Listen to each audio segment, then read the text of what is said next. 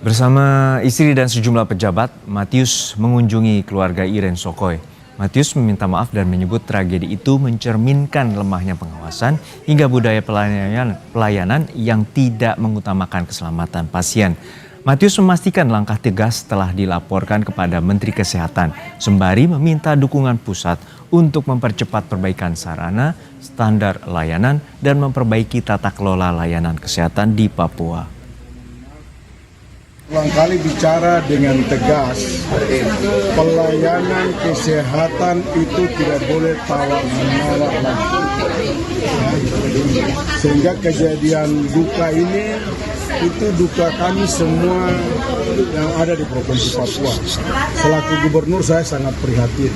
Kasus ini tidak boleh terulang lagi, ada saudara-saudara perempuan saya itu terganggu dalam melahirkan anak-anak generasi Mas Papua dan 45. Saya sudah minta berulang kali kepada semua rumah sakit dan besok saya akan kumpulkan kepala dinas dan direktur rumah sakit setelah Provinsi Papua untuk mengingatkan mereka. Layanan kesehatan bagi ibu dan anak jangan coba-coba main-main. Jangan lihat dia datang dia punya uang atau tidak, layani dulu. Urusan itu urusan saya sebagai gubernur dan nanti para bupati.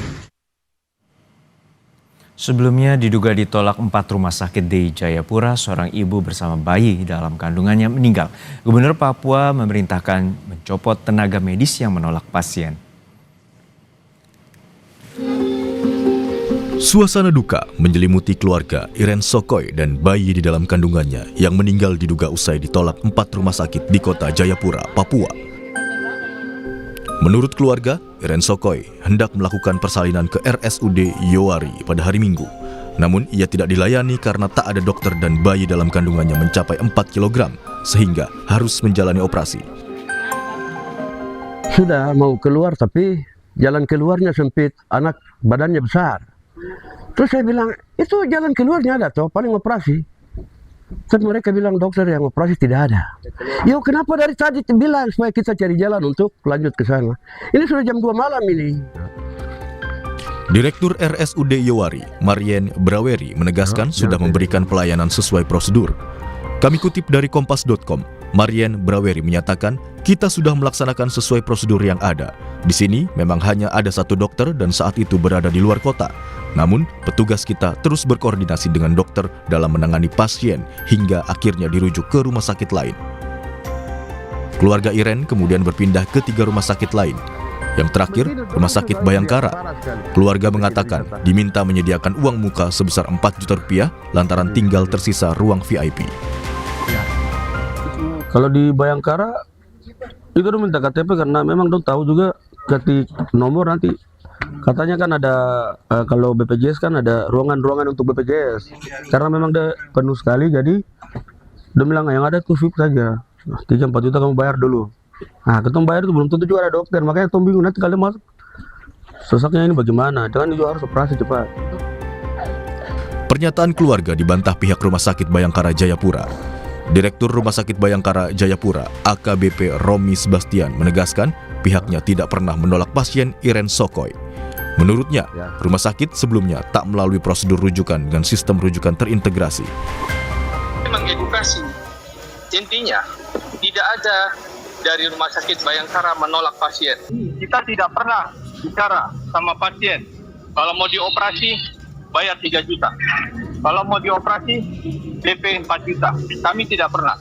Yang kami lakukan adalah kami edukasi tarif untuk pasien umum sekian karena PPI kamarnya penuh, tidak bisa untuk pindah kelas karena itu peraturan pemerintah. Ini bisanya pasien umum. SOP sudah kami laksanakan. Karena tak memiliki dana dan tak mendapat jaminan adanya dokter, Iren akhirnya dibawa ke RSUD Jayapura. Namun dalam perjalanan, Iren meninggal bersama bayi yang dikandungnya. Kasus ini pun mendapat atensi dari Gubernur Papua. Matius Fakiri mengancam akan mencopot tenaga medis yang menolak pasien. Saya sudah tanya langsung kepada Kepala Dinas Kabupaten Jayapura. Nah ini bagian yang evaluasi besar. Jadi yang perawatan kesehatan saya sudah ingatkan. Mau tahu di kabupaten kota di mana puskesmas tidak ada lagi menolak pasien. Ini tidak bisa tawar-menawar kata gubernur itu, dan rupanya kan sudah ada aturan di undang-undang kalau saya nggak salah. Pak Menteri juga ngomong yang sama. Ya saya cuma akan mendahului karena saya mau seperti itu. Kalau masih ada lagi yang tolak, itu saya pasti akan copotnya dari rumah sakit. Kisah Iren dan bayinya menjadi cerminan bahwa akses dan jaminan kesehatan yang merata masih menjadi pekerjaan rumah besar bagi pemerintah. Vindi Rakmeni, Kompas TV, Jayapura, Papua. Seorang dokter spesialis kandungan menyuarakan kekesalannya terkait fasilitas ruang bedah di RSUD Muna yang dinilainya tidak layak. Melalui media sosial ia mengungkapkan keprihatinan bahwa fasilitas yang buruk itu dapat membahayakan pasien. Kasihan benangnya, hanya begini mau terlepas ini anunya orang. Video yang menampilkan seorang dokter spesialis kandungan RSUD LM Baharudin Muna, Ruwati Kadir ini viral di media sosial. Dalam video itu, sang dokter Opjin mengungkapkan kekesalannya, benang yang akan digunakan dalam operasi telah lapuk. Ia memperlihatkan benang itu dengan gampang terputus lalu membuangnya. Dalam akun media sosial miliknya, Ruwati mengungkapkan minimnya fasilitas bagi pasien dan juga pakaian medis saat melakukan operasi bedah. Menurut Ruwati, hari itu ia harus melayani operasi sesar untuk 3 ibu hamil. Namun hanya tersedia 2 duk kain untuk digunakan dalam proses pembedahan.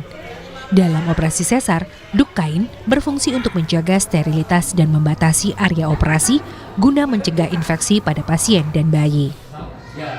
Dalam unggahannya, Ruwati juga menyinggung pengadaan alat CT scan yang sudah dibeli 15 miliar rupiah, kini sudah tidak digunakan dan tersimpan di dalam gudang.